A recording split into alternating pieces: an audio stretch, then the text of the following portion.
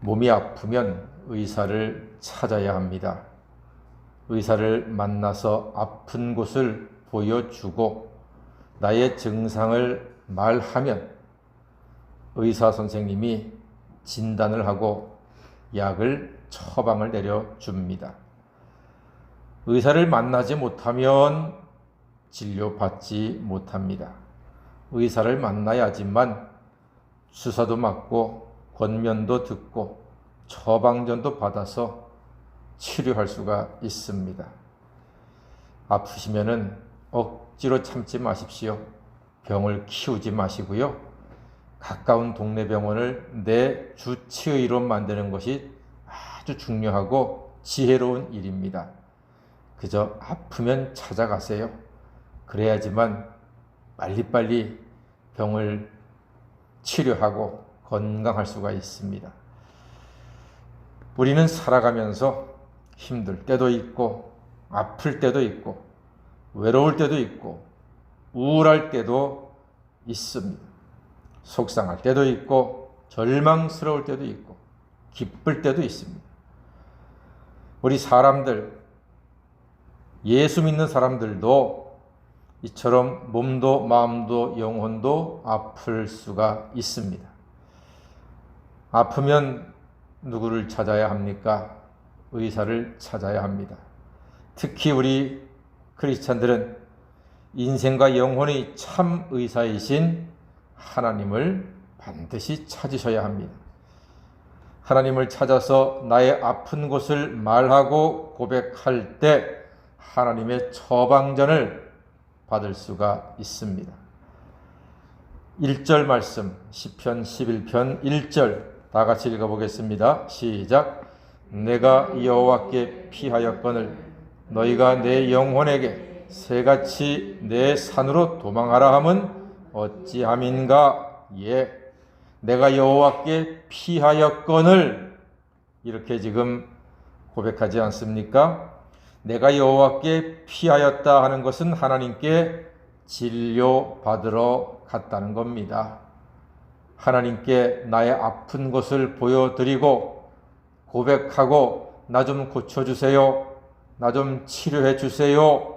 라고 찾아갔다는 말입니다.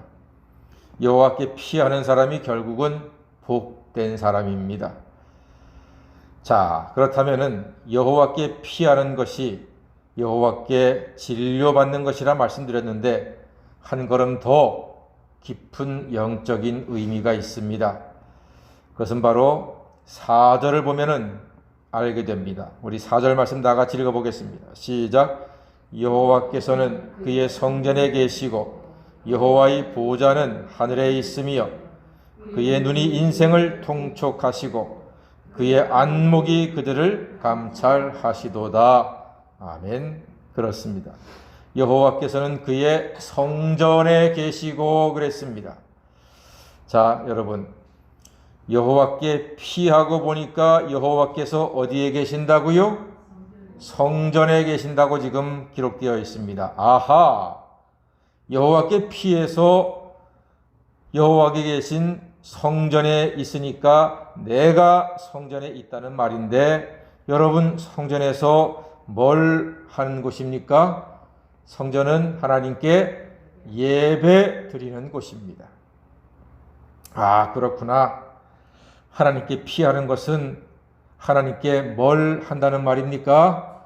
예배한다는 말입니다. 예배 드린다는 뜻입니다. 그러므로 예배는 최고의 치료 시간이 되는 줄 믿습니다. 그래서 예배가 중요합니다. 오늘 새벽에 오신 여러분들께서 사람은 알 수 없으되 하나님만 알 수 있는 몸과 마음에 영혼에 아픈 곳이 있다면 오늘 예배를 통해서 최고의 의사이신 우리 하나님의 손길로 성령의 능력으로 치료가 되는 귀한 시간 되시기를 주의 이름으로 간절히 축원합니다. 예배 드리는 것은 하나님께 다 맡기는 것입니다. 시간도 맡기고 몸도 맡기고 마음도 맡기고 인생도 맡기고 결과도 맡기고 응답도 맡기는 것입니다. 모두 하나님께 맡기는 것이 예배입니다. 살리든지 죽이든지 당신께서 알아서 하십시오 하고 맡기는 것입니다. 너희를 거룩한 산 제물로 드리라고 하지 않았습니까? 예배는 번제 시간입니다. 살리든지 죽이든지 알아서 하십시오 하는 게 예배인 것입니다. 맡기는 겁니다. 의사의 처방에 나를 드리는 것입니다. 수술대에 오른 사람은 나를 재우시고 치료하시고 꿰매시고 다시금 깨어날 수 있도록 인도해 주십시오 하고 맡기는 것처럼 최고의 의사이신 하나님께 맡기는 시간, 그 시간이 바로 예배의 시간, 그리고 치료가 되고 회복이 되는 자리인 것입니다. 그 예배의 자리가 중요한 이유가 우리가 4절에서 읽은 것처럼 그의 눈이 인생을 통촉하시고 그의 안목이 감찰하신다고 했습니다. 그의 눈이 인생을 통촉하신다, 이 말은요, 자세히 살펴보신다는 뜻입니다. 우리가 아이들을 키웁니다만 우리 아이들을 옆집 아줌마 아저씨가 자세히 살피지 않습니다. 그냥 있니 왔니 학교 가니 그러고 맙니다. 그러나 엄마 아빠는 자세히 살핍니다. 아이의 표정이 어떤지, 밥은 먹었는지, 숙제는 했는지, 친구들과 잘 노는지, 학교 생활이 재미있는지, 학원은 잘 다니고 있는지, 게임은 적당히 하는지, 이게 통촉입니다. 자세히 살피는 것.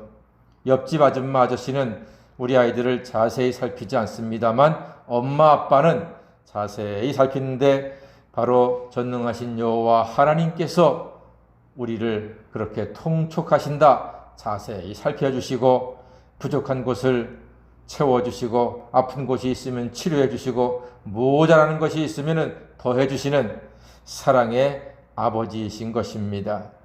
그러므로 오늘 우리가 이렇게 우리를 통촉하시고 하나님의 안목이 우리를 감찰하심으로 도우심을 얻는 행복한 예배자가 될 수 있습니다. 하나님은 다 보고 계시고 아십니다. 그래서 악인과 의인을 다르게 대우하십니다. 악인에게는 6절에 있는 것처럼 그물을 던지시리니 불과 유황과 태우는 바람이 그들의 잔에 소득이 된다고 했습니다. 예배와 관계없는 악인들, 하나님의 통촉과 관계없는 악인들, 이들에게는요, 하나님께서 그물을 던지시는데 악인의 꾀는 그물이 되어서 자기 스스로를 결박하게 된다는 것입니다.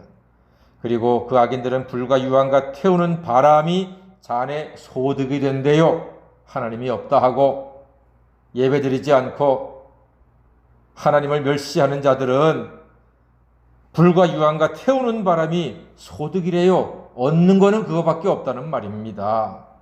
불쌍한 인생 아닙니까? 악한 자들은 몇 년 가지 못해서 드러나고 심판도 받게 될 것입니다. 그렇지 않겠습니까? 불과 태우는 바람이 소득이 되니까 평안히 먹고 쉴 수가 없는 겁니다. 불쌍한 인생일 수밖에 없습니다. 그러나 의인은 7절입니다. 시작. 여호와는 의로우사 의로운 일을 좋아하시나니 정직한 자는 그의 얼굴을 배우리이다. 아멘. 그렇습니다. 의인은 하나님의 얼굴을 뵙는다고 했습니다. 그러므로 아프면 하나님께 피하고 예배하십시오.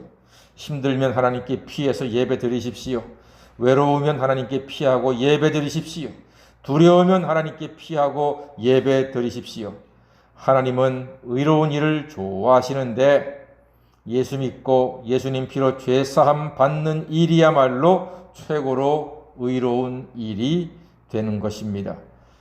정직하게 죄를 고백하고 진실되게 살아갈 때 하나님의 얼굴을 뵐 수가 있습니다. 예수 안에서 가능한 일입니다. 예수 안에서 예수 이름으로 죄 씻음 받고 예수와 함께 의의 자리에서 하나님의 얼굴을 뵙는다는 것입니다. 오늘도 예수님 안에서 평안하시고 코로나 시대에 형통함을 누리시는 복된 사람 되시기를 주의 이름으로 간절히 축원합니다. 아멘. 기도하겠습니다.